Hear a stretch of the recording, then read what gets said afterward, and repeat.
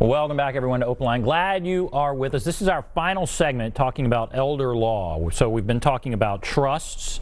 When are they appropriate? Talking about signing up for Medicare during this open enrollment period. We'll go now to our guests who are joining us via Zoom. And I want to ask you, Chris, in kind of our final segment here, encourage people to call in. All right, I mentioned we talk about trust. Then we also have wills, powers of attorney. What would you like to hit on with those two things? I'm always a sucker to make a plug for powers of attorney, and here's why, Ben. Powers of attorney are going to have the most effect on our clients during their lifetime because by definition, that power of attorney provides authority during their lifetime. Once you pass away, the authority in your power of attorney extinguishes. Your will, your trust, if you have a revocable living trust, all of those things are going to manage your affairs after you've passed. But those powers of attorney, if you become incapacitated, the people that you designate to handle your affairs, they are going to have a huge impact on how well your life and your health care is managed while you're still alive. And I tell people all the time, we have a philosophy at the firm, and that philosophy is I want those powers of attorney to provide as much authority as possible under the law. And some people are taken aback by that. They're a little surprised. And I tell them, we want to make sure that we can't predict the future. So we need to know that whatever happens to you, your agent, that person who's serving as your power of attorney, has the ability to do or not do whatever they need to fulfill your desires, to fulfill your wishes. And then I look the client square in the eye and I tell them, the most important job you have, the most important decision you are going to make in this office is who you provide that authority to. And that's the check on the power, on the authority. And so I have a little phrase I tell them, when in doubt, leave them out. If you think that person isn't someone who can be trusted to manage your financial affairs, if that's even a passing thought, that person should not serve as your power of attorney. If you don't believe that the person will honor your wishes, maybe they have a moral disagreement with you about withholding life-sustaining treatment, and that's what you want. That's a very personal decision. And the person you make your healthcare agent, they should not be substituting their judgment for yours. When someone acts as your agent, it's their job to follow your judgment and your wishes. They have a fiduciary obligation when it comes to that stuff. And so I always tell people, powers of attorney, sometimes they can be the forgotten diamonds. We want to get into the will. We want to get into the trust. That's the real meat of the planning. And for the most part, it is. They get most of the attention. But those powers of attorney, if you don't have them and you need them, you are really going to regret that moment. And they're so easy to get done, and they're so easy to make sure they're in place. And taking the time to think about those people in your circle, and your family members, your spouse, your adult children, maybe a sibling or some sort, who are the right people to serve in those positions. It takes a great deal of thought. And I always tell people, these are not honorariums, they're not titles, these are jobs. And it will be work when it comes time to do that. And you need to make sure that you're asking someone to serve who's willing to do that work when the time comes. Does that become a difficult decision within a family?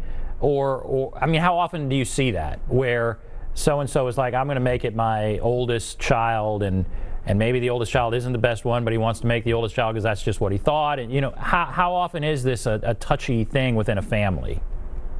That's a great question. I'd say it's probably 50-50. A lot of times it's very obvious. So married couple comes in, spouses want each other to be power of attorney, and that makes a whole host of sense, and it's very common as far as the planning goes. Some people are very married to the idea that the oldest child should be the primary and second oldest should be the secondary. Sometimes parents are very frank. I always say that nothing that happens within the four walls escapes. And we have some real frank discussions about whether this child or that child is appropriate to serve. And the parents that get it, they're willing to have that kind of come to God moment where we really talk about things and we make sure that we're putting the right people in to serve. I've had someone say, I want to take a chance on this child. And then a few months later, they came back and said, Chris, I need to revoke that power of attorney. And I said, absolutely. And I'm glad you felt comfortable to come back and make that switch. It can be difficult. It gets a little more difficult in blended families, and we're seeing more and more blended families these days. That's just the way our society has gone a little bit. And so that can get a little tricky sometimes. But the biggest mistake, and a mistake, again, it's a philosophical thing. I don't really believe in co-powers of attorney, where you have two people who need to vote kind of together to take action. Because typically when you are invoking the power of attorney, something has gone wrong. And I always use the analogy that every ship has a single captain. And when you start putting two people in charge, you risk that no decision can be made because the two of them can't agree. And so that is a conversation that comes up with clients every now and again. And when they hear that analogy and when we walk them through it, it makes sense to them. But a lot of parents come in with the initial thought of, well, I want to treat my children equal, so why don't I make them all co-powers of attorney or co-trustees? And sometimes we have to kind of highlight the pitfalls of such planning. Yeah, I bet. That is a touchy decision. That's a difficult thing. All right, we have about 2 minutes left, Josh, and so I want you to kind of give people your takeaways. And you've given some just great points, but what are your kind of takeaways in the final 2 minutes or so we have left? Well, the biggest takeaways I would like everybody to know is that, of course, your insurance is individual, and regardless of your coverage this year, you need to do the homework to make sure your coverage is going to work for you next year. It does not matter if you're on original Medicare and you're just reviewing your drug plan or your supplement, or if you're on Medicare Advantage reviewing your plan in its entirety. Things have changed next year. Just this open enrollment, I've helped our clients save about $85,000 just on checking drug plans. And in the last 4 years, it's been over $667,000. That's in a 7-week time period. So it can make a huge difference for you and your family to do your homework, make sure everything's going to work for you. Of course, just right when I'm talking. And then just as sure as you need your insurance, that it's in place and it's going to do what you need it to do. And you need to make sure that everything is the way you need it to be next year, regardless of if it was good or bad this year.